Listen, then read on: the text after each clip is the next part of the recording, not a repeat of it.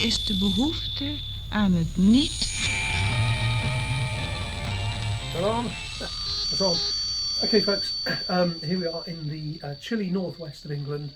This is the second part of the video, all about the thing that I'm calling, I'm not sure what to call it, a fuzz finder.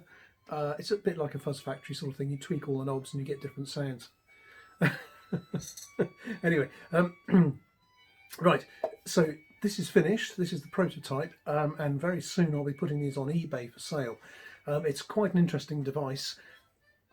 In short, it's a standard FuzzFace sort of circuit, and on the FuzzFace you get the four main resistors are 1, 2, 3 and 4. This tool gives you the ability to tweak those resistance values individually, as well as switch between capacitors, an input capacitor and an output capacitor there, C1 and C2 is it? And also there's a wild card up here, a 100 ohm resistor, which keeps things nice and tame. And if you turn it off, things get wild. Okay, so here's the second part of the video. In the first part, I showed you everything from etching the circuit board and sort of putting the thing together, and a jig that I created to help with with soldering this. In the second part, it's nearly finished. I'm going to continue putting this together and then do a little test at the end. I haven't done a detailed sound sample of all of this yet, because that merits a video on its own, in which I tweak each one and show you the effect on the sound. But believe me, there's a huge number of sounds you can get out of this. It's an amazing tool. It's a bit like a fuzz factory. Still not sure what to find it, what to call it. And I'm about to be called for Christmas dinner. So Merry Christmas again, everyone. Thank you to my 278 subscribers now. I didn't quite reach the 1,000 I was hoping for by Christmas, but that doesn't matter. That's not what it's about. It's about creating enjoyable content that you people really enjoy watching, having a bit of fun with basic electronics, and enjoying music and stuff. So Merry Christmas, and let's hope 2026 is going to be an incredible year for everybody. Thanks for watching, folks. Like and subscribe. Here's the rest of the video.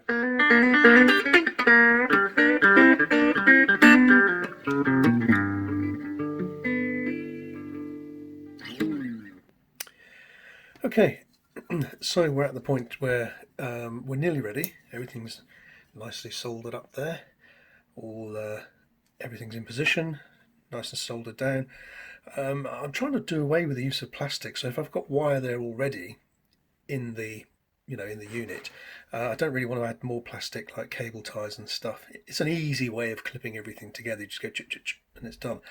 But I like to do something like wind the wires around themselves, so you create this like self-supporting loom structure. And the whole thing ends, because I'm using single core wire, the whole thing ends up being sort of fairly rigid. Now, I'm going to take you along on this little journey with me, and I haven't taken this out of this, soldering jig yet.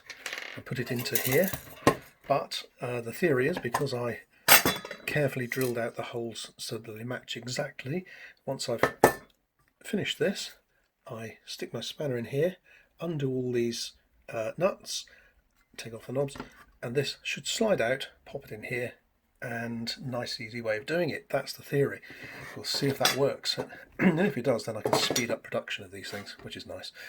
Anyway, so nearly at that point, and I'm going to take you along with me at that point so we can see what happens.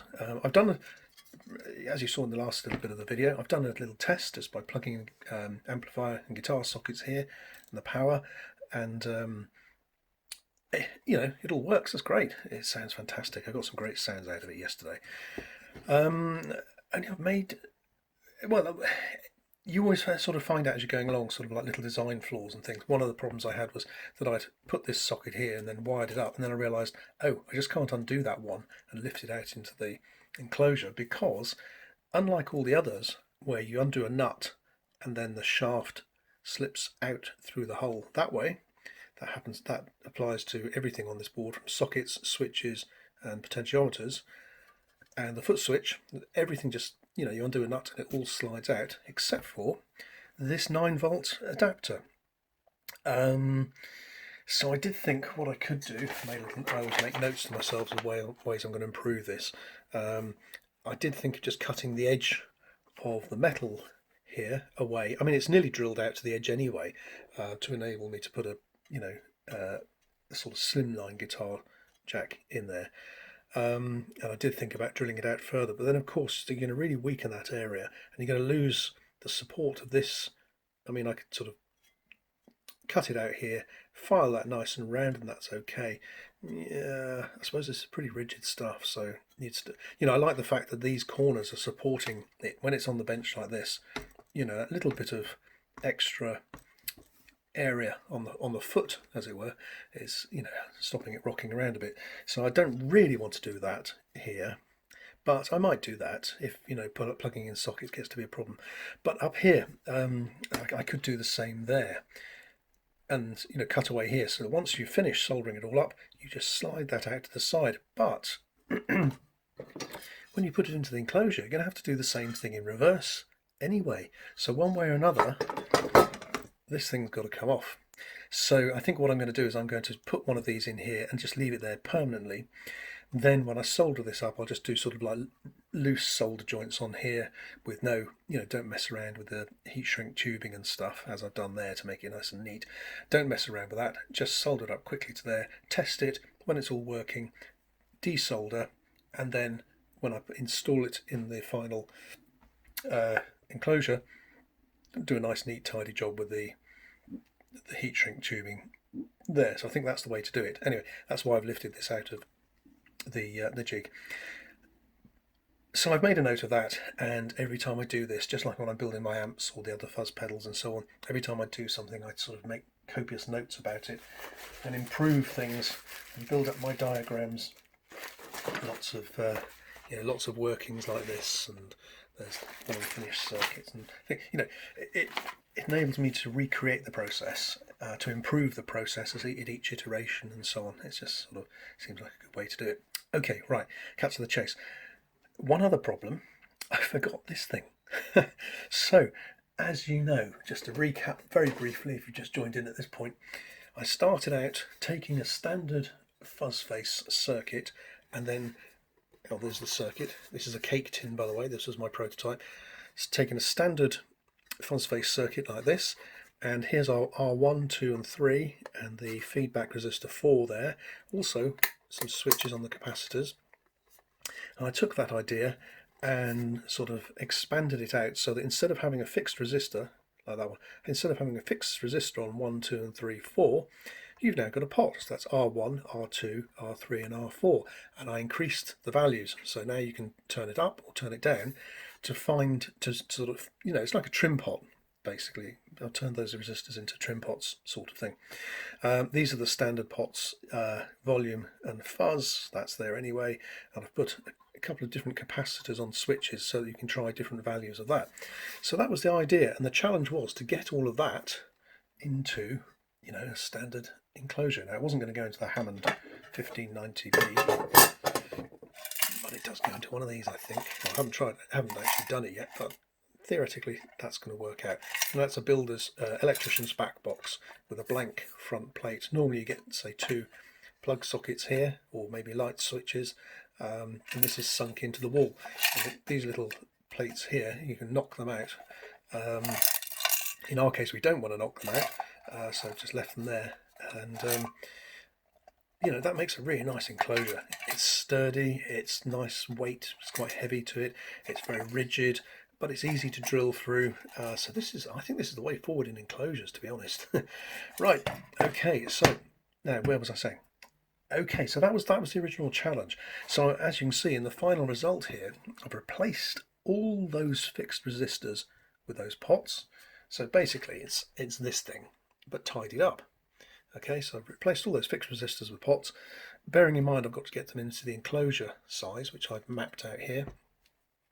These are the two C1 and C2 with 2 alternative capacitors each. That's all done. So once you take out all these parts, as you can see on the actual circuit board, just itself, you're left with very little. Just got the two transistors really. Now I could do the same with C3, but I did some experimentation and thinking about that, and I thought I'm not going to bother with that one for some reason, but I might do in future, which would mean you've just got the two transistors on the circuit and everything else is off board. This all relies, of course, on having a nice circuit, which is why I designed my own. It's basically a FuzzFace circuit there, with points at which you can, will that help focus? With points at which you can take off the, so I don't know whether you can see that there, but R1, if you just put in a fixed resistor, would go across there, bridging that gap there. What I've done is I've taken two wires. Can you see those two blue wires? Okay, this is R2 actually. Those two wires gone back through the board here, out to this side, and R2 is that one there. You can just see the blue wires, they're a bit buried there. But let's get some more light on this, shall we? There we go. So basically, yeah, that's the principle. Anyway, the mistake, or one of the things that happened along the way, I was planning, okay, to do it like, that's it. Up here we're going to be my volume and fuzz, 9-volt adapter there, this little hole which was already in the enclosure. It comes with a couple of holes, so I've utilised those. That's going to be the LED, and my volume and fuzz up here, and the 4 resistors were going to be here in that sort of shape there, which is because that's the sort of shape they are in your, most schematics for the standard FuzzFace look like this sort of thing. So you have R1, 2 and 3 up here, feedback resistor there, R4, so they're in this like little diamond shape around the transistors there. And I was thinking, if you want to sort of learn about how to do this sort of thing and tweak the values and use it as a learning tool, even with the circuit printed on the surface like that, it's nice to have them in that sort of arrangement. So I was going to do that and then have a little row of 3 switches, 1, 2, 3 here. But of course then you get very, very close to the foot switch. You're already quite close with that, but anyway. And then I started jiggling things around and I thought, well, what if I move these all up so they're all on one line like that? Then I can put 2 of the switches in here and here, which I did, which leaves a little bit more room between the foot switch. Now, the whole reason, the whole raison d'etre for this thing is so that you can tweak these different parameters and find different sounds, and that's why I started calling it the Fuzz Finder as opposed to a Fuzz Factory. Fuzz Factory does a pretty similar thing. I think the Fuzz Factory circuit is much more complicated than this. This is dead simple, but the sounds you get out of it come pretty close to a Fuzz Factory sort of noise. Everything from like spitty to a nice resonant, feedbacky type sustain. It all comes from tweaking these resistors so that you're affecting the bias of the current going into the transistors with this lot on top. And the capacitors play an important value too, mainly in the sort of area of the tone. C1, how much tone you get going in, how much bass is going into the signal, and C2, how much is let out. And that one, as you'll see when I do a proper demo, is really produces quite significant results. And with this thing here, is my C2 on here, which is down here, C2. When you turn that on, I've included the standard spec is 10 nanofarads for the capacitor on here. So one of these little fellas hidden away under heat shrink tubing is 10 nanofarads. I think that's when the switch is. So when the switch is up, this little chap here is involved in the circuit, and that's 10 nanofarads. Sorry, you can't see that, it's under heat shrink. And when you put the switch down, you've got 1 microfarad there, which I think is 100 times bigger in value. That obviously is going to let a lot more bass through, and you can actually hear it when you flick that switch. The sound is much more full, much more bassy. So you've got the choice there of either thinning it out or kicking in a lot more bass, and that's quite fun. So that's why I decided C1 and C2, and I thought to myself, do you know what? I'm going to drop C3. It doesn't seem to make too much difference. Maybe I wasn't playing with the right values, I don't know. But I thought I'm just going to leave that one for the minute. So I thought, well, that's fine. And I forgot I've got this one here. You see, that's why it's still hanging out of here. I've wired up everything here because I've worked it down from the top there, down around here. making sure the wires are twisted together and nicely compact and so on. And I've only got one left, and I suddenly realised, you know, I've got a resistor here. No place to put it, because I forgot I'd have C1 and C2 and the switchable in-out resistor. And here's the one I made up earlier. I think this I took out of another prototype. Just quickly tell you about this. You see, this center lug here is where the signal comes in. So how this works is I've got a 100 ohm resistor on one lug, nothing on the other lug. The signal comes in onto the center lug, and if the switch is thrown that way, the connection here is made on this side, and it goes out through that resistor. So you've got a 100 ohm resistor in the circuit. If you throw it that way, signal in, the connection's made on this side, goes out, and you've got no resistance, and that's when things get pretty wild. Now, so basically, I need to think of where I'm going to put this, or am I going to put it in at all? Now, there's an interesting thing. I could just leave it out, keep things much more simple, but then you wouldn't have the ability to toggle that. I do have a couple of places I could put it. I suppose I could put it on the side. I really don't want to do that because I don't like things hanging off the side. They're likely to get knocked. I could put it up the top here, which is a possibility because we've only got our power adapter. We've already got our power adapter coming out there, so I could have that up the top. That might be an idea. I think that what I'm going to do is put it in between the. Let me get a couple of knobs.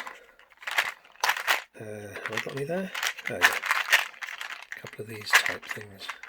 Now, because these holes, when you get this thing, it's got these holes ready drilled. This one's been used for a permanently fixed ground in there, and I'm actually using that in my circuit. You see, I've made one of these little brass connector block things and soldered it to my jig to emulate what's going on inside there. So the whole thing lifts out, including that bit, which goes nicely into there on the inside of this. So as I was saying, but the thing comes I haven't got a brand new one to show you, but it comes drilled with a couple of holes. There's that, three of these, 1, 2, 3 over there, and 2 of these holes there and there. So it's already got 6 holes, which are for mounting it, you know, drilling into the brick to mount it in your house wall. So you're sort of limited a little bit with this type of enclosure, but I adapted it and I think it's come out quite nicely. Now, I was going to put some nice big knobs. Have I got any here? I think I might have. There's another box of knobs. Right, yeah.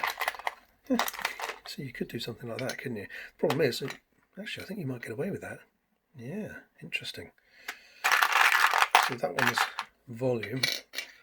I haven't found a hat type button like that says fuzz. If anyone knows where you can get one, please drop me a link, because several times I wanted to do this sort of thing, have volume and fuzz there, which makes it obvious. But I haven't been able to find one of these on Amazon, at least, that says fuzz. Let me know if you can. I used to use a lot of Telecaster knobs, which look great. Let me see if I've got a pedal to hand. Yeah.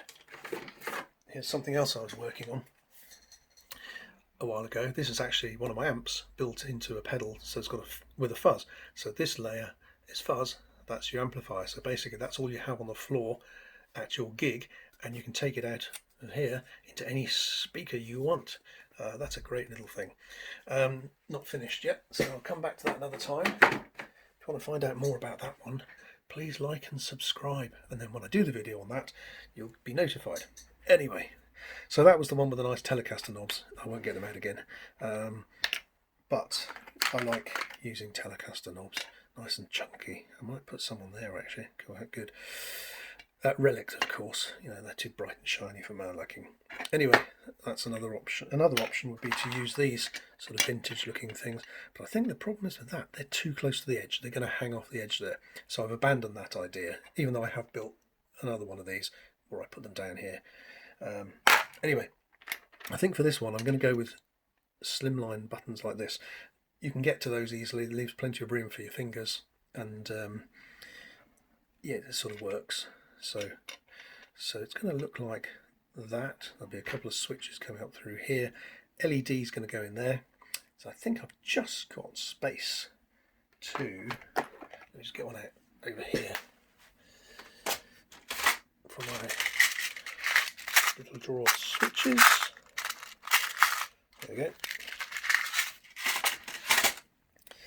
And here's another reason you should have blue tack. Put a little bit of blue tack on there. If you're going to be building your own pedals and stuff, you want to get a nice big lump of blue tack, and you just use it all the time. So, see, there you go. So that could go in there. I suppose in a way, now here's an interesting idea. I could have used that hole there for this switch, but that wasn't the plan originally. In which case, if I use that hole there, I'd have to put the LED somewhere else, and of course it would go quite easily around by the foot switch, because you associate that with on off, so the LED could go quite simply there. Now there's a design sort of issue, if you like.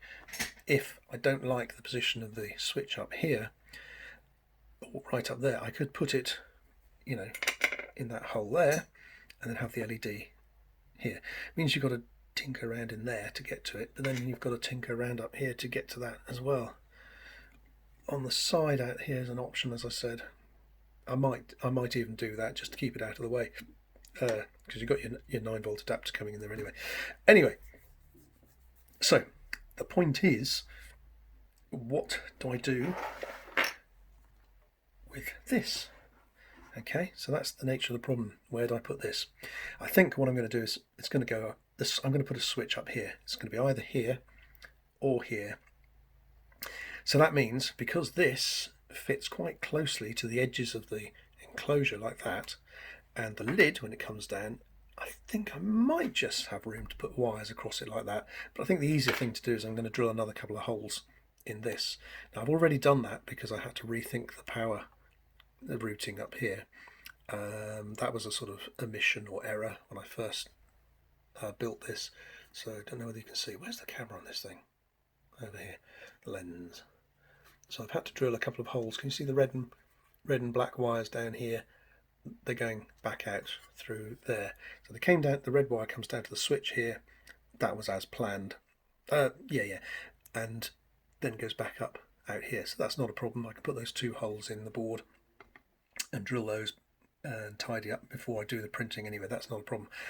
But I'm going to drill another couple of holes now, I think, for this thing to go through so that I can put the switch up here. But before I do that, I thought I'd drag you along on the journey. I'm going to sort out any knobs over there. I'm going to solder this thing up. Now this is one I made for, like I said, a prototype of this, so it's exactly the same thing I'm going to put on here anyway. I'm just going to change the colour of the wires because I like everything to be nice and neat and tidy, as do virtually all the pedal builders I've watched videos doing.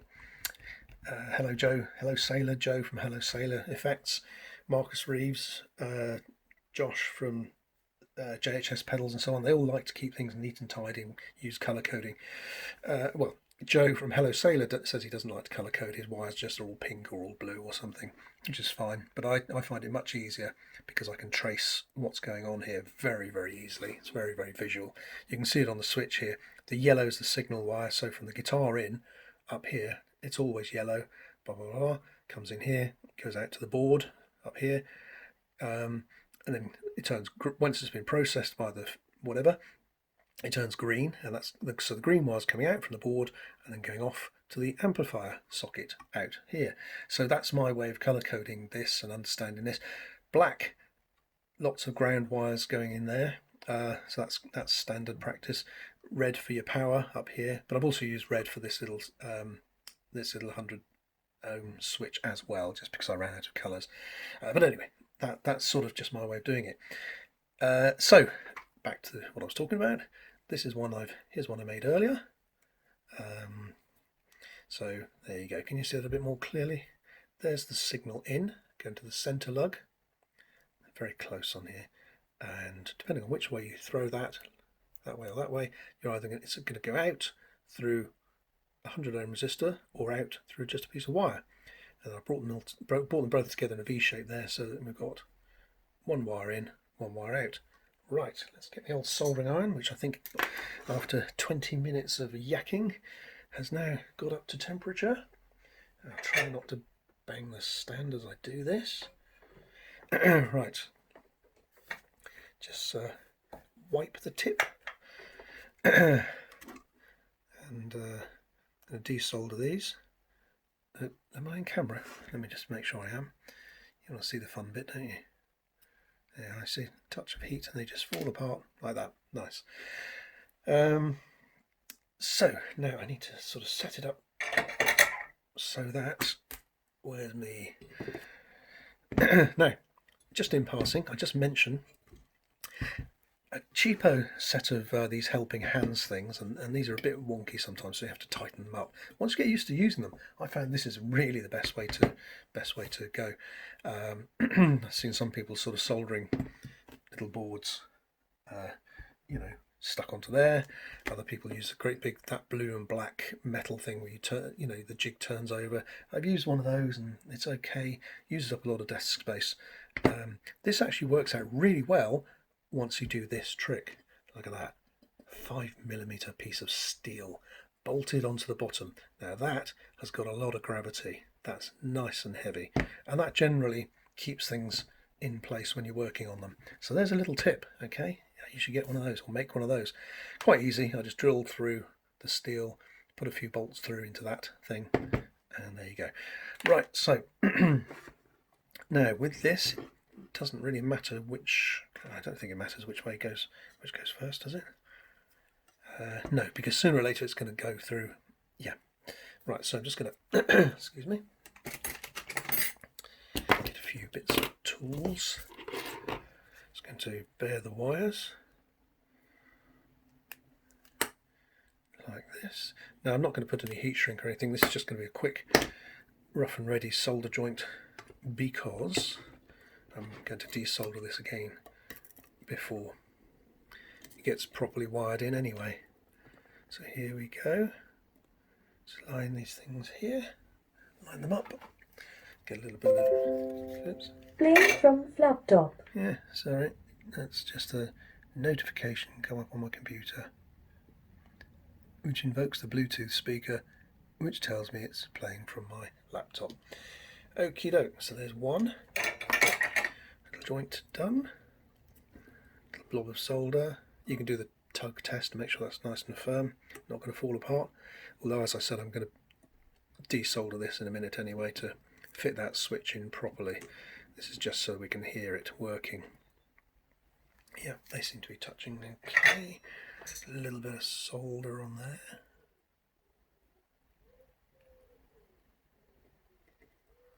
There we are, happy with that, that's fine. Turn my soldering iron off. Now another little tip, I've got a foot switch on the floor, which means I don't have to bend down and grope around under the desk to find some plug socket somewhere to turn off me soldering iron. Now, okay, so this is ready to go. There's our 100 ohm resistor, which we don't need at the moment. And let's get it plugged in and try this out, shall we? Right, move my danger isopropyl alcohol 99%, turn on an amp. I don't know whether the phone's going to pick this up too much, but right, so the amp goes in, guitar in, amps on this side, over here. Power, we need one of those. I think. Yep, little power connectors in here. With that.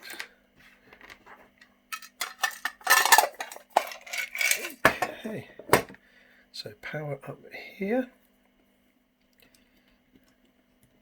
like this. There we go. That's power to the fuzz, and the fuzz is on. That's off. That's on. That's off. You can hear a little pop on the amplifier there, but I don't mind that. Now at the moment that 100 ohm resistor is in the circuit, so you see, so when the switch is thrown that way, the connection's made on these two sides, so we're going through that at the moment. Let me get a guitar. Okay, so I'm going to plug the guitar lead in here. Okay, and the other end goes into a Telecaster.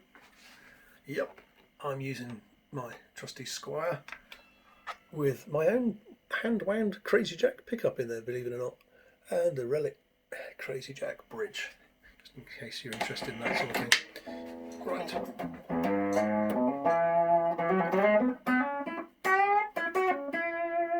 Oh, there's some lovely creamy tones in this. I'll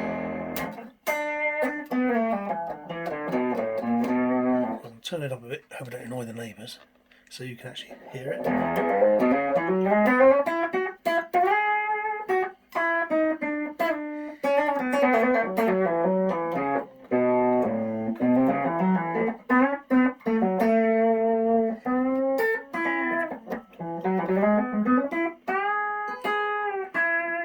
Okay, so that's with the 100 ohm thing in. Let's take the resistor out.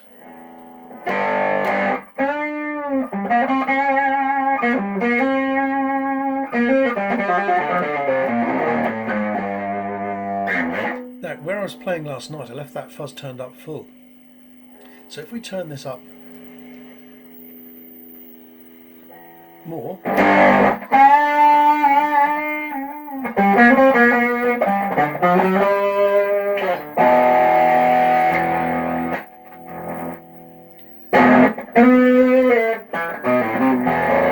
crikey. Now, believe it or not, that's a 9-volt, that's a Crazy Jack 9-volt battery amp, which is just up there. Can you see on my desk? That's a 9-volt battery amp going through a 10-inch Celestion speaker. And this, now this is effectively a preamp. It could be a boost, it could be a fuzz pedal. You know, it is what you make it. But basically, this is a preamp. It's an amplifier. So I've got one amplifier going into another one. So the whole thing is pretty noisy. Now,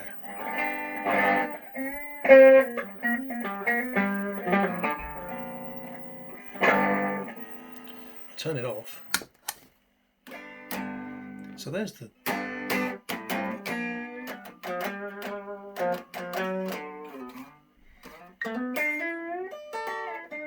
so it's pretty quiet. Oh, well, I've got the guitar turned right down anyway. Right. Okay, so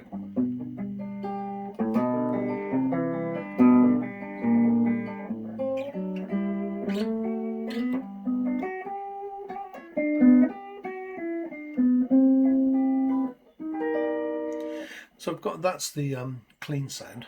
If I turn the fuzz on,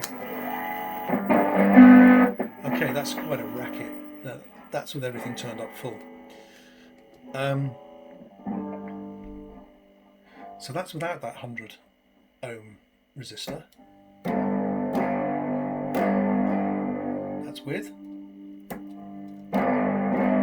That's without. Now you can't hear much of a difference there, but when this thing is configured, let me see if I can do that with a screwdriver quickly.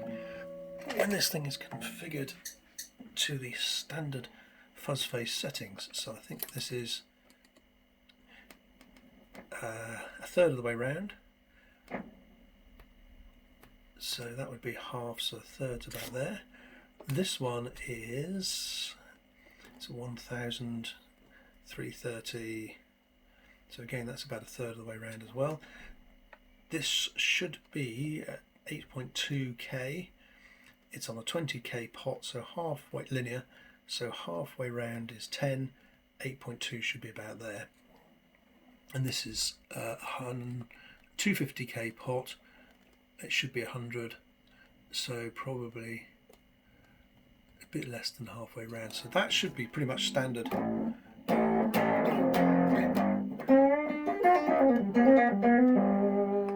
that's what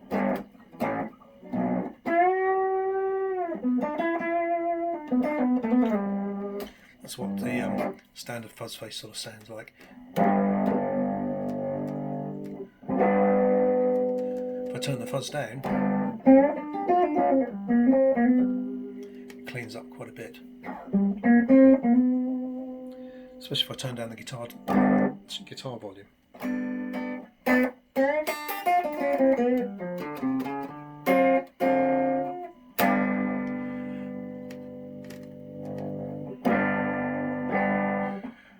Okay, now what I found was that if you turn the fuzz up full, you get a lot more hum and hiss and buzz.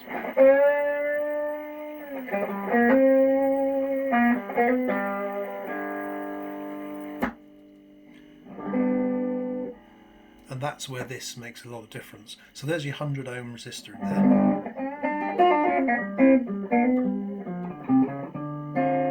Without it.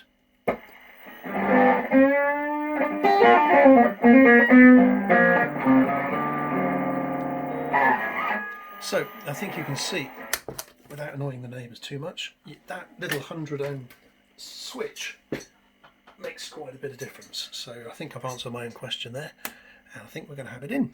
So, right, just take this thing up apart, unplug everything, and now we can start to think about where we're going to put this.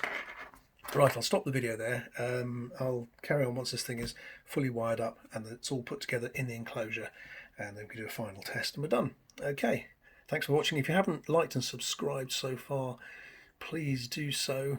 I'm trying to get to 1,000 subscribers by Christmas. It's now the 23rd of December and I think I've got 274.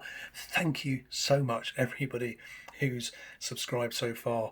I think you should have a round of applause. Here it comes. Yeah, okay, thanks very much. Yeah, thanks so very much. It's really important. Just starting to grow this channel a bit. It takes a lot of time to make these videos, which is time away from building the pedals, which is time away from my other job as well. Anyway, right, that's it. Thanks for watching. Please subscribe. Next bit of the video coming shortly. Here we go. Okay, folks, well, welcome to the second part of this very long video, all about the Crazy Jack FuzzFace, fuzzulator, fuzzy pedal thing, which I haven't even decided on for a name yet. But just to remind you or recap, if you haven't already watched the first part of this, I recommend you watching that first, because what I'm doing here today won't make a lot of sense if you haven't watched that first part. But if you haven't, don't worry too much. Basically, what I've done is I've designed a circuit here. That's the back of it. There's the circuit on there. And in the first part of the video, you can see how I etched this circuit board, installed it on this wiring jig, and basically the idea is it's sort of basically a fuzz face. But instead of hard wiring all the resistors and capacitors that are in a fuzz face, not that there are very many,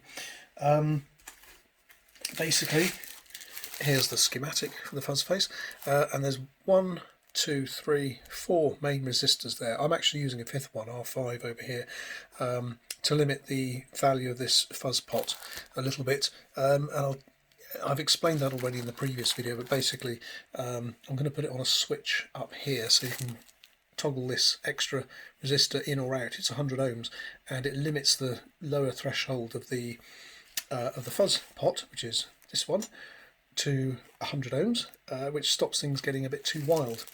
Okay, so you can toggle it in or out. So basically, I'm going to have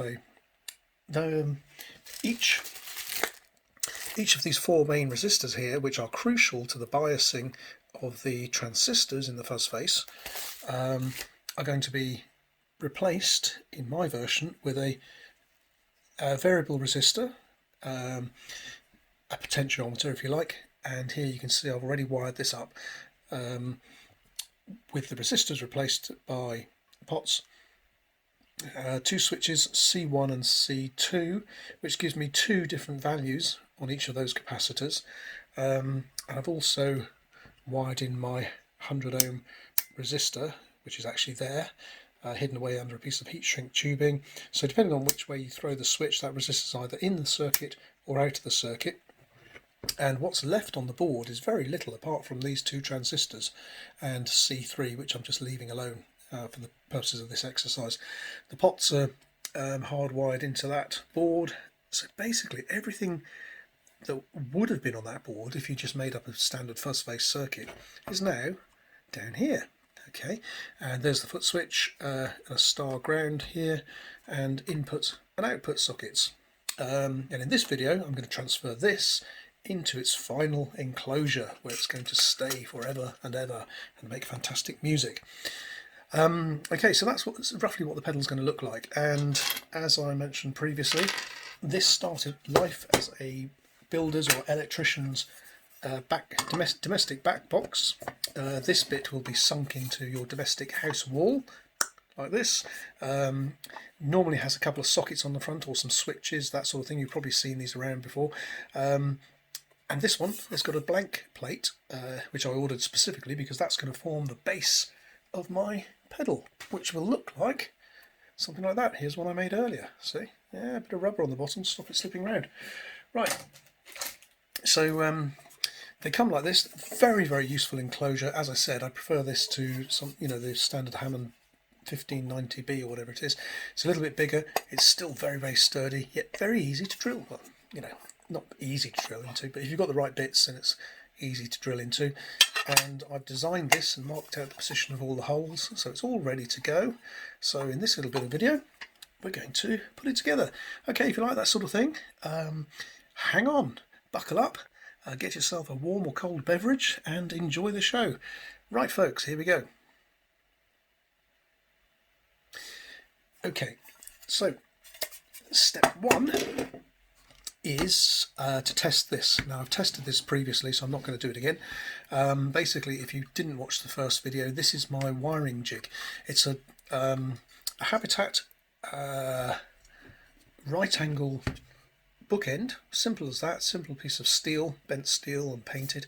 And I've bent it back on itself here, drilled lots of holes in it so that I can put basically that surface under here looks like that. It's identical to that way, of course. Ready to, so I can wire it up on here, then transfer this whole thing once it's done and tested into there. On here, I've used the other side of the bookend as a base, so you can jiggle it round on your desk and work like this, which is great. You can stand it up there and plug things in and test it, or and here you can put your sockets through to make sure your nuts are done up and that sort of business. Now it's not ideal for flicking the switch, you've still got to do that sort of business. I might rethink that at some point. But basically, since I've been using this in the last couple of days, it's absolutely great and I love it. And as I said, if you're interested in getting hold of one of these, please put it down in the comments, or message me or find me, Crazy Jack, on Facebook or eBay or whatever. Give me a message and say, hey, I'd really like to buy one of those, and I can make one of these for you if you're interested.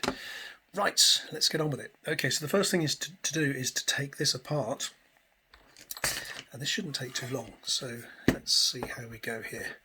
First of all, I'm going to take off the knobs. It's easy. I'm only going to have to desolder one thing, and that's this 9-volt adapter socket here, because I'm going to have to, put it in here, do the nut up, and then solder one on here anyway. So that's why I'm not transferring that piece right across. Apart from that one solder joint, let's turn the soldering iron on. Hold on. So I've got a foot switch on the floor, which is very, very useful. So apart from soldering that one little thing there, everything else is exactly as it's going to go into there, so it should just slide across. Right, so let's undo some of these little things, shall we? And then we'll see if the Crazy Jack fuzz pedal wiring jig works as it is designed to. Okie doke, here we go. That's good so far. I've only done these up sort of finger tight in the first place because they don't need to be, nice and tight as they would be before I send one out into its journey into the universe normally. Sorry, I need one more. Ow. Small socket for the switches here. And basically what I'm doing is supporting on this side so that the wires don't get all bent and buckled. Okay, so everything's coming off nicely here.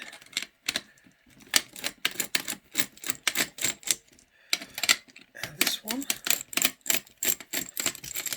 Now that should be all the necessary nuts and washers. Gentle tap there. Yeah, that's taken just about everything off apart from one. There we go. Just gently give that a nudge with the screwdriver there. Okay, there's all my nuts and washers. The next thing we need to do is undo these, and I can't get a spanner in there. I'm still thinking about this. I might take those corners off. Not sure yet. In the meantime, I'll use one of these, an adjustable wrench. There we go. Just a gentle little twist there. Another one there. And that's fine. As I said, I didn't do these up much more than finger tight in the first place, because they only need to be held quasi securely. This isn't their final resting place yet. Right. Meanwhile, in the background, part 1 of this video is up to 78%, which is great. Hopefully we'll get that onto YouTube tonight. Now there you go, see?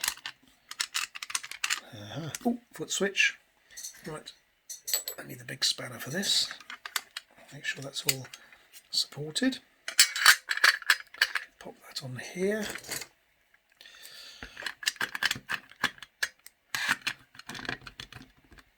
There we go. Oops. That's nice. There's the washers and the nut. Just going to ease that out. Right, my soldering iron should be warm now. So let's just give this a little tweak over here. I soldered these on very roughly in the first place because... Is that up to temperature yet? Yeah, that's the right temperature. I knew I was taking these off, so these are very rough and ready joints.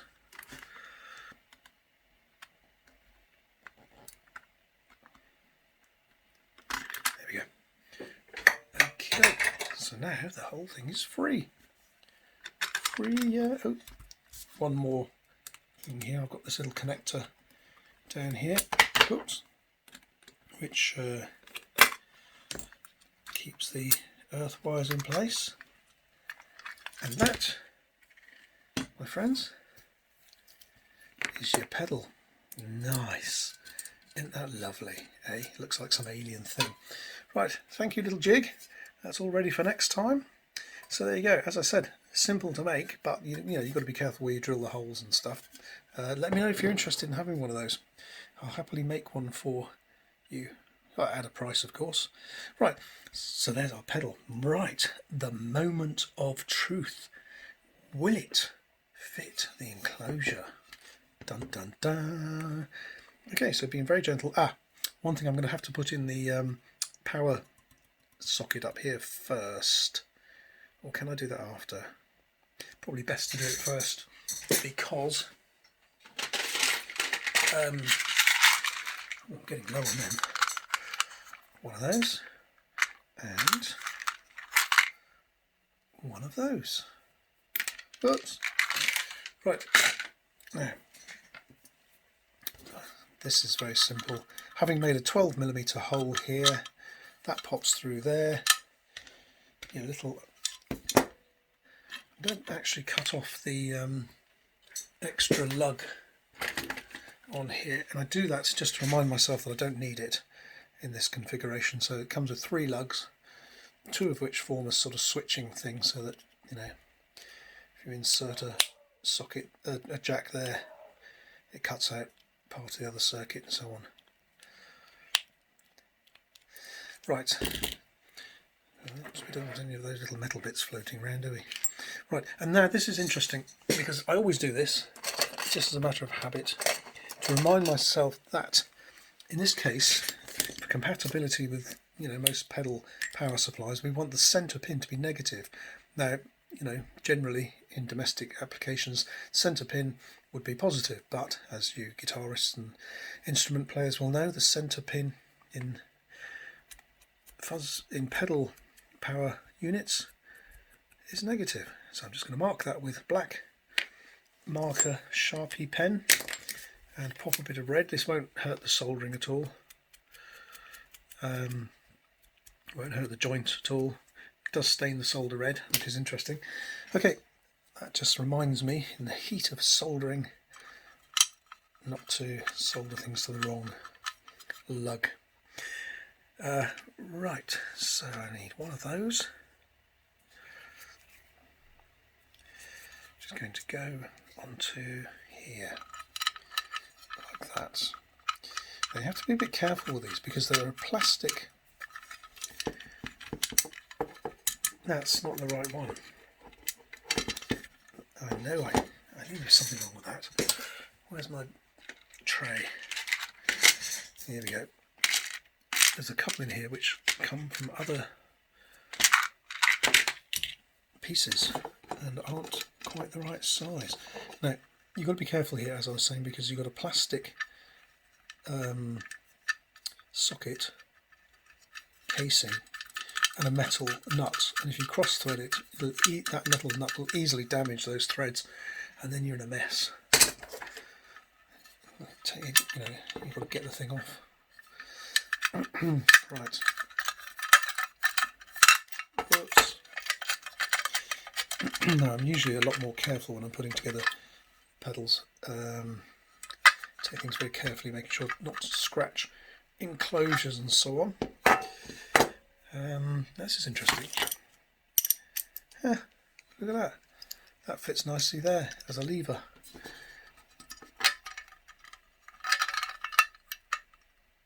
Now you don't want to, as I said, this is a plastic housing on this, so you don't want to overdo it because you're going to strip the threads. But I do want to make sure it's nice and tight. There we go. I think that's pretty tight. I think I'm going to make a tool actually to help out with this because, oops, hang on a minute, I've just remembered. I've got a spanner that fits that. That's a better way of doing it. This little spanner fits that perfectly. These plastic housings have got a square, two square edges, two square sides. So that cylindrical bit in the middle there, it's actually got two square sides. Right. Okay, so I can't get that socket in there, but I've got this. Now this is a spoon. This is another of the Crazy Jack tool set. If I can't find a tool, the right tool, sometimes I make them. I needed a thin tool to get into places such as this. Now it's not going to work on this. I made this for my tuner tin fuzz pedals, and I needed a very thin spanner to get inside the tuner tin. So I got an old cheap spoon like this, hammered it flat, cut out a hexagon shape there, and it works perfectly. I might be able to get a couple of turns out of it on this. So which way are we going? That way. The problem here is that it wasn't designed for this particular box, so it might not work.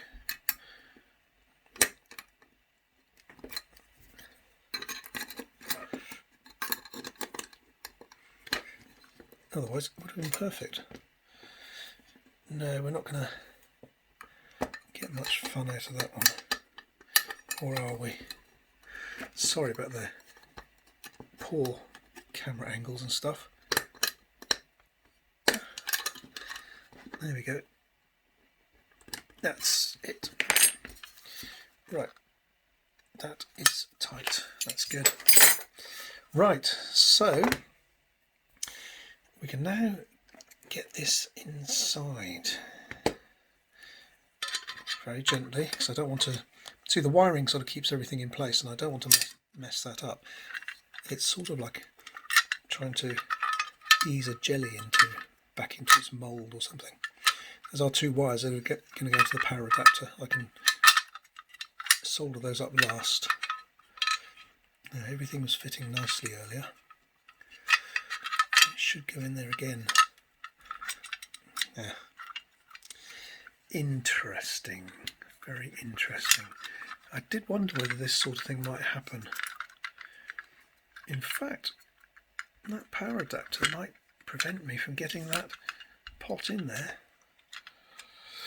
I'm having to very gently allow it to bend a bit, which I don't like doing, because if you bend things backwards and forwards a couple of times, sooner or later you get a... Yeah, that's interesting. Okay, well, I've learnt something there, and what I've learnt is that I need to fit this after that, basically. And the reason being that with this in place,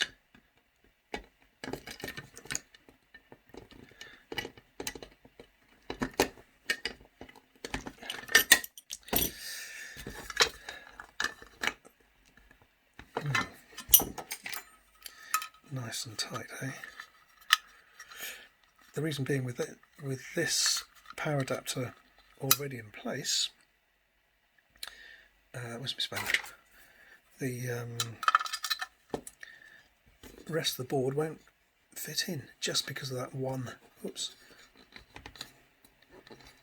going that way, isn't it? Yeah.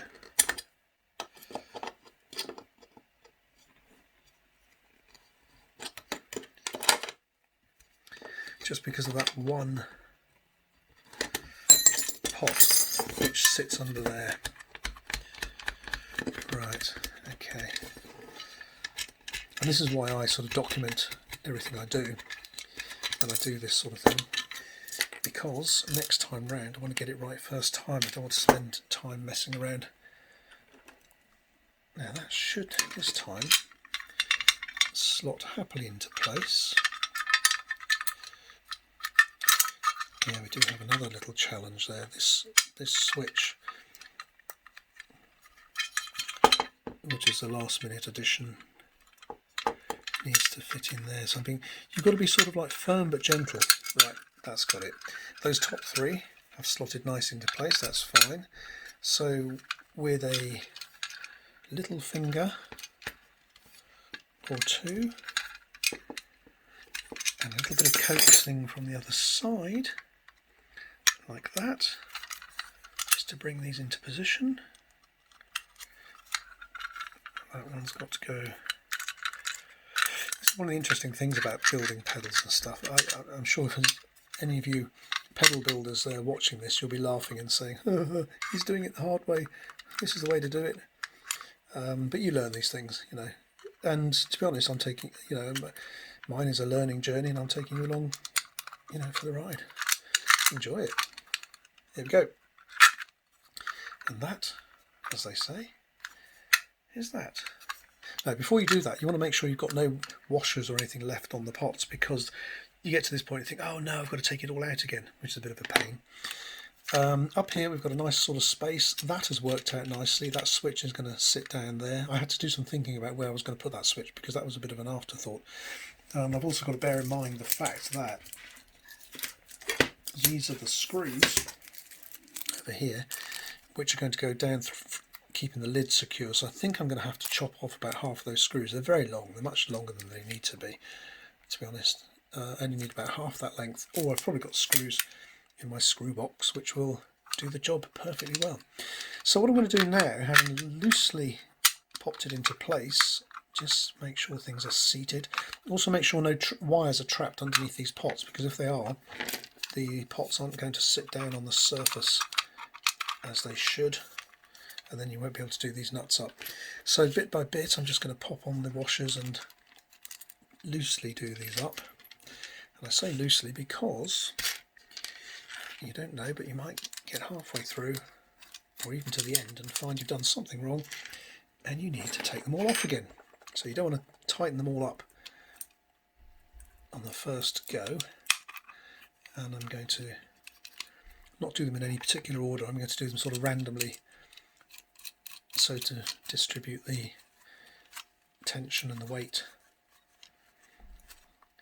And as each one pulls the others into position, so I've got to, let's go diagonally down here, shall we?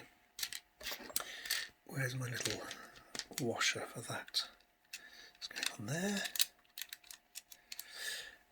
And there we go, that's our switch washer. So that's a small one there. Let's tighten that. Make sure the switch is nice and square inside, it's not there.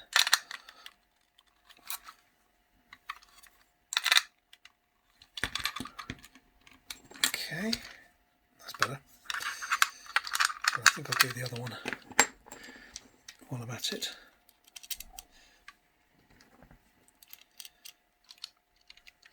Ha! Fantastic, my video has just finished rendering. It is now ready to upload to YouTube. So, friends, Romans, countrymen, we should see that on YouTube later. Right. Now, I have a feeling these are all going to fit into place nicely, and hopefully I won't have to take anything out, so I might tighten some of these up to their full torque.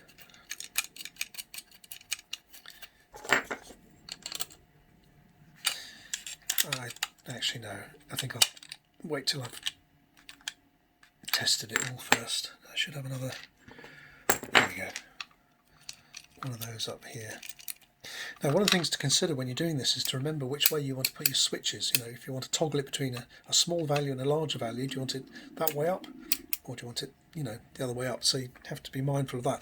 But having said that, I've sorted that all out in the previous sort of wiring video anyway. Okay. Well, I suppose to answer the big question was, having designed the jig, the wiring jig over here, as part of this whole project, the question was, would building it onto that jig be a good way of doing things, and would the circuit then drop nicely into place in the finished pedal? And thankfully it looks like it does, which is great. It's nice when things work first time. It's nothing worse than having to go round and round in circles and scratch your head. But fortunately, I mean, you know, I've only been building pedals now for probably 7 or 8 months, 6 months, 7 or 8 months. You know, I was building my 9-volt battery amplifiers before that, so I learnt a lot of my electronics knowledge in the course of those last 4 or 5 years. I only went on to doing pedals in the last few months, as I said, but you know, you build on your skills every time you do something. All the head scratching, believe me, it's worth it, because eventually you'll get to the point where you look at something, you have a problem, you think, haha, I know what the problem is there, because I've experienced that before. Okie doke. Now, I need to get, where's my tweezers? Get some old pliers. Can you see, on the jig, I used a bit of an old plug. You see, this is why I keep things. This was a bit of a domestic, you know, 3-prong plug that broke or blew apart or something. So I keep these little bits, and this turned out to be perfect.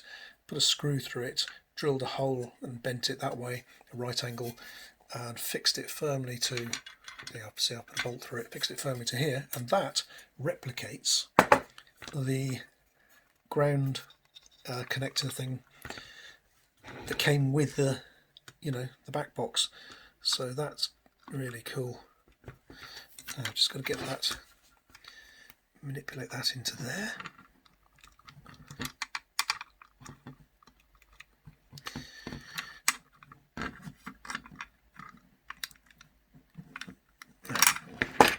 One thing that would help is if I made a hole for it. At the moment the screw is screwed in fully, so nice, that's just sort of slotted itself in there perfectly. There we go, see, design and planning. What do they say? Fail to plan, plan to fail.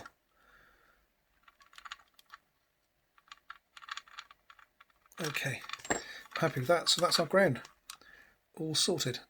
Okay, everything else is loosely, well, fairly finger tight connected. I'm just going to give each of these a little twist, because I don't want them flopping around,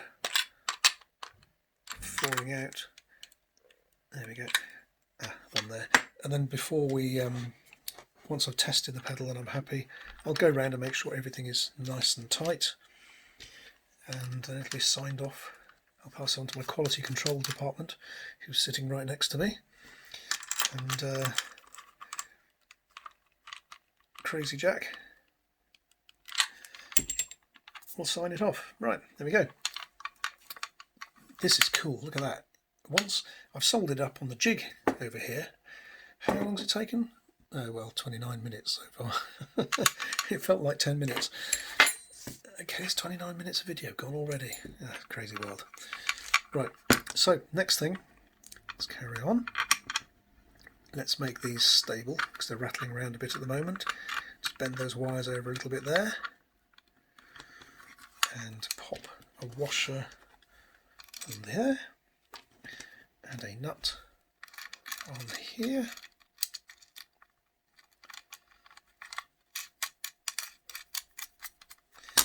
Right, so that's going to be a bigger socket, I believe, one of these. And twist it around so that it's looking the way I want it, which is about there. Yep. Turn this one round. Pop this through here.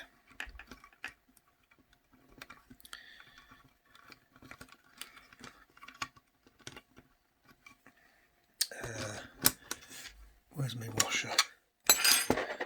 Yeah, great. There's always one washer goes missing.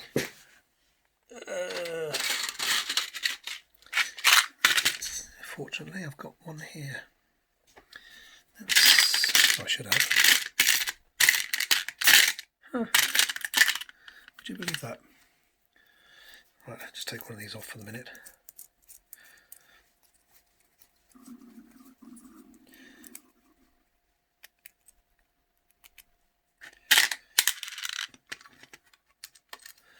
Okay. It's probably stuck to a bit of blue tack on the bottom of my keyboard or something. I made up a circuit. I cut a piece of circuit board of the PCB material out the other day, the copper clad stuff, and it was all ready to be etched and well, yeah, to be etched, and I lost it. I took everything on my desk apart looking for it, couldn't find it anywhere, so I went and made another one same size and carried on. A couple of days later I lifted up my keyboard and the PCB had got stuck with a piece of blue tack to the other side of the to the back of the keyboard. Right, so I'm just gently moving the wires into a better position there. I don't want to tie them all down yet because I might have to take it apart, but as you can see, there's our pedal virtually finished. Hey, it looks cool, doesn't it? Look at that, isn't it? Cute. Right, now let's see if we can get that power socket back on. That'll go here. The washer for that is, I think it's this one. Yeah, I can get the soldering iron in there, no problem. But it's just something to be aware of when you're when you're designing pedals and doing this sort of thing. You do have to take into account how you're going to put the thing together, in the final stages. Great.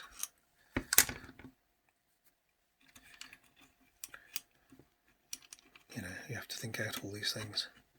It's a great sort of challenge, isn't it? Trying to get a little electronic circuit into a tiny space. I mean, if the enclosure was, massive, the size of a dinner plate, there wouldn't be any problem at all. And as I said, that's why, if you go and look at the first video, that's why I designed this circuit on here. This literally is a cake tin. Okay, and it gave me loads of space. It enabled me to mount the sockets on the side just as you would a pedal. It was easy to drill the holes through. I could map out the whole circuit on the top there and play around with it. You know, that is the same as this pedal, but there was no problem with the space here, so that was easy to do. But that's probably a good way of doing things. You know, maybe if you're thinking about building a pedal, your first pedal yourself, get a cake tin, mount it in a cake tin first, make sure it works before you try and, you know, install it in something like this. Right, I waffle again. Now just make sure this is the right way up, because I like to have these a certain way. Okay, yeah, that's good. I can get to both of those lugs.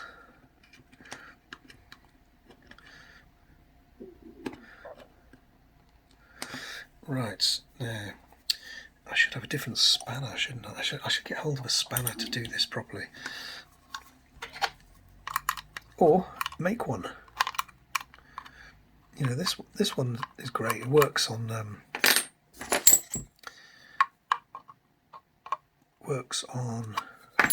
my tuner tins perfectly. I think it's not quite the right shape for this. I need to make it sort of more narrow, thinner, narrow one. Right, I'm going to have to sort of... Now, which way is it going to go? Screw it in that way.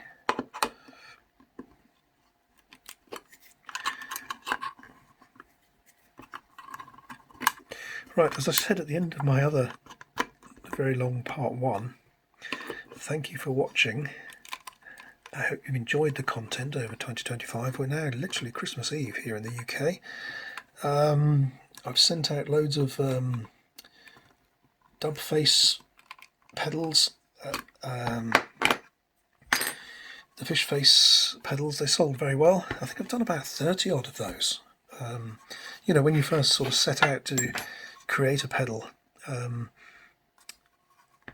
you know, you think, well, I hope this catches on, I hope people like this, I hope they're going to buy it, you know, because at the end of the day I have to make a living. So it's great when people go, yeah, I've got one, cool, can't wait to get that. And then, you know, you get the feedback and people say, oh, I love the pedal, it's really great. And, you know, I've had a couple of people come back and say, can you do me one with such and such a switch and so on. So it's really great to know that they're being used and enjoyed out in the wild. Okay, sorry this is taking a while, but once I solder this up, I have a feeling I don't really want to come back to this particular yeah, I might have to, because I need to make sure that's nice and tight. Okay, I'm going to go with this as it is at the moment, and then I should probably, after the video is finished, I should probably desolder it. Right, yeah, that's what I'm going to do. So I'm going to solder this in just quickly for now, and then I'll desolder it at the end of the video and find some way of tightening that properly. So here we go. Let's get that in there, shall we?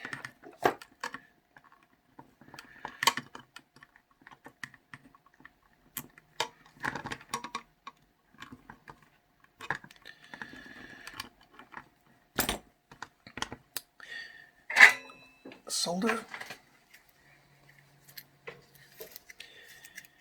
Here we go.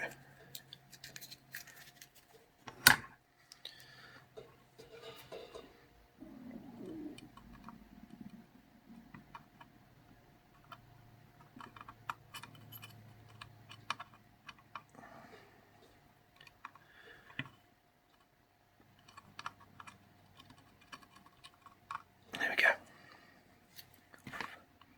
Yep, that's good. Next one is going in here.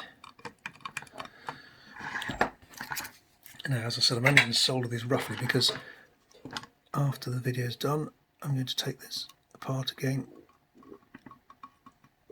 and do it more properly with heat shrink, tubing and so on.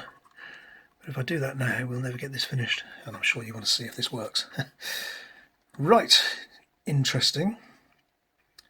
Huh, done it. That's all it. That's it. That's it. Ready to go. I'm not going to put the back on. I'll plug it in like that. grab the old battery. That's off, that's on, that's off, that's on. Right, shall we see if it works? Where's my wire gone? Huh? What have I done with that?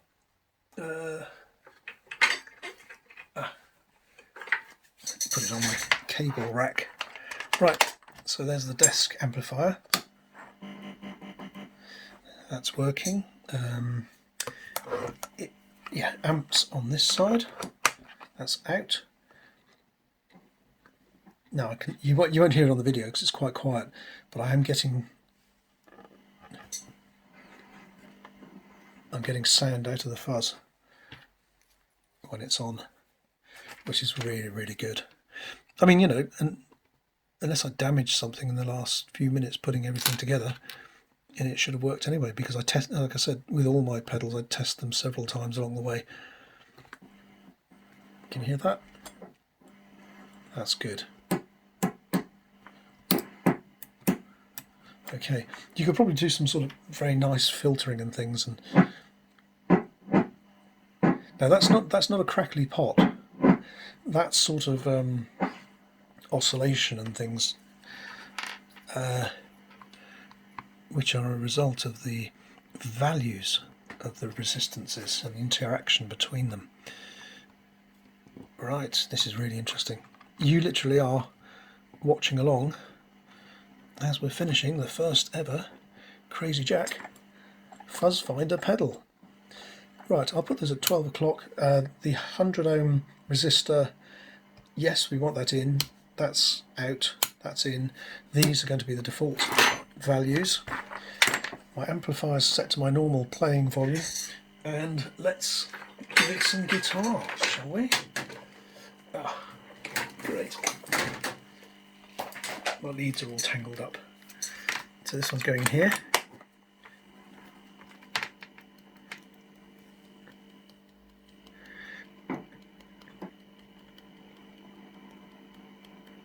Had me worried then, wasn't getting any signal. Right, let's go. Okay, that's quite quiet, but in the FuzzFace circuit it's not a massively gainy pedal anyway.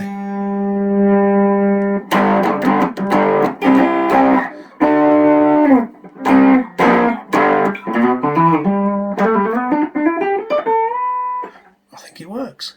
Now I like quite a clean, there's all sorts of fuzz effects you can get with this. Now I think if I put this about a third of the way round, as I did in the other video, about a third of the way round and a third of the way round, and I think this one works at about a third of the way round. I think actually they're all that sort of position.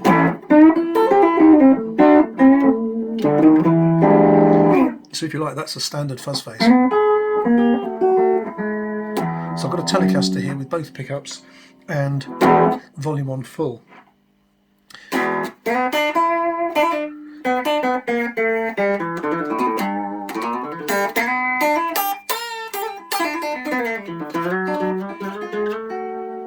Right, that's fuzz right down. The volume on the guitar about sort of 9.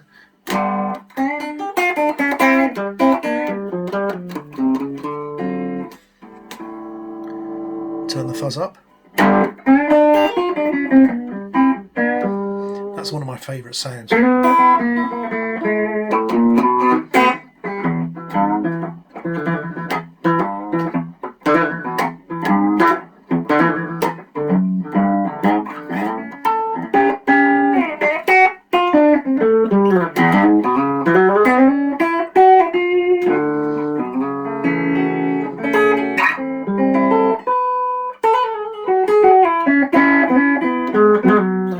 So it's like just on the edge of breakup there. So now, just as I was doing in the previous video, if you go back and watch the previous video, you'll see me tweaking all the values of the resistors, turning the resistors with a screwdriver. Here we can just do it on the knobs, and it's much more visual because you can actually see what they turn to. So say for example R4, this is the feedback resistor, so it takes you've got Q1 and Q2, and then this takes some of the signal back from Q2 into Q1.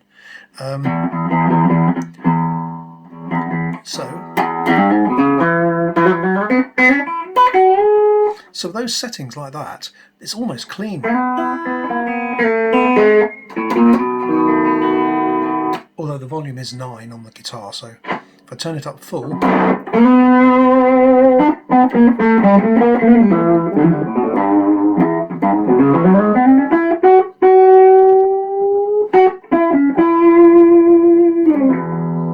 nice.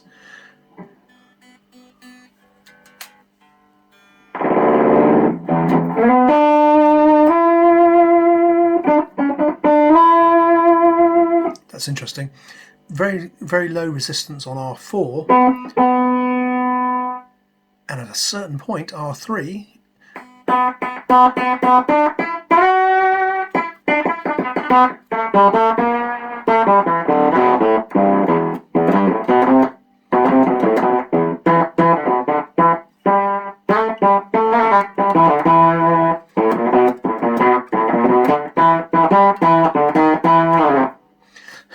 so there you go, there's one sound out of it. Let's turn that back down. Turn R4 up. No, I don't want to annoy my neighbours because it is Christmas Eve.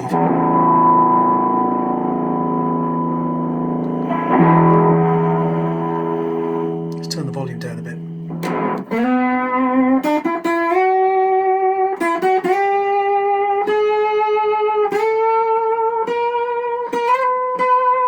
Imagine that going through a crank damp. Okay, that's with a 100 ohm resistor off. Sorry, in the circuit. See what happens if I turn it off.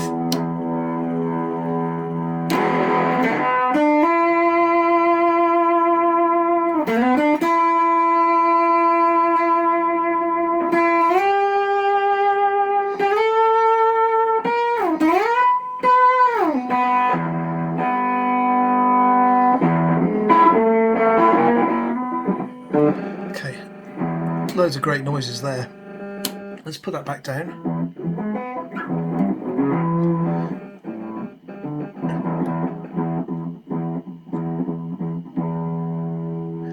Just tame that off a bit.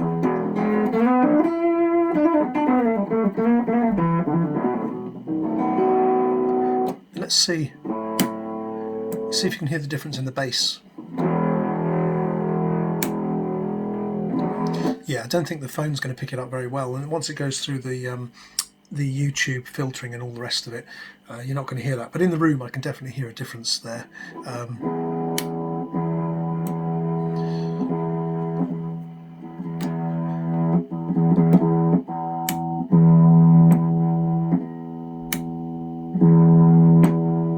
Now, if I mic'd up, if I put the camera, I'm just using my phone camera. If I put the camera in front of the speaker itself, I think you'd hear quite a difference there.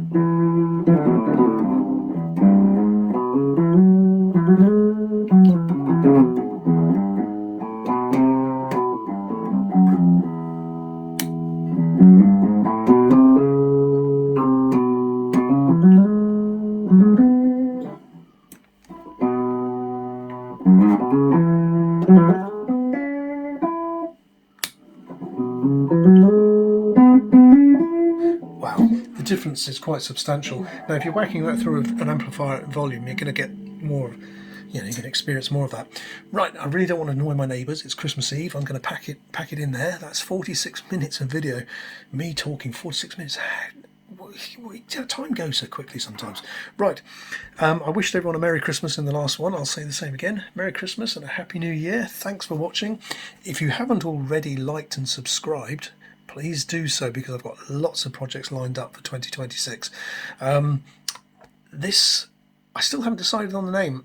Quite strongly going with the Fuzzulator, but I'm still umming and ahhing about it. I did register the name Tube Creamer a while ago, a few days ago actually, because you get some creamy sounds out of this, I tell you. Anyway, there it is. Thanks for watching. Crazy Jack, over and out. Merry Christmas, everybody. Okay, folks, Crazy Jack here, back in the studio workshop once again. It's been a bit of a crazy Christmas in the last few days since I started making this video. Oh, there's the camera. Since I started making this video and editing and putting this together, the fuzz thing together, we've travelled about 1,000 miles down to my hometown of Penzance in Cornwall and back and all around the area, and finally back in the studio tonight, New Year's Eve tomorrow, and I just thought I'd say again, very Merry Christmas, Happy New Year. Hope 2026 is going to be a great year for all you people out there in YouTube land. And here's my new Christmas jingle featuring the fuzzilator thing. Still not sure what to call it. Anyway, thanks for watching. I've been Crazy Jack. Over and out. Happy New Year, everybody. Okay, folks, since it's Christmas and this has been a long and hopefully interesting video, I'm just going to see if I can play a little Christmas jingle for you on my old Fender Telecaster here. Okay, this is called, well, I think you know the tune.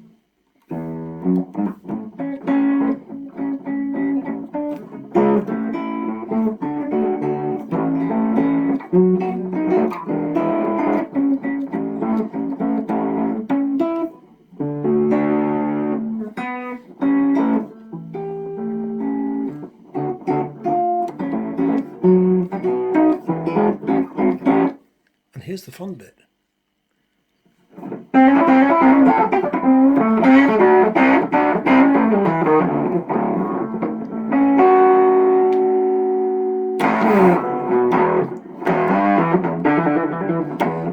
Okay, thanks very much.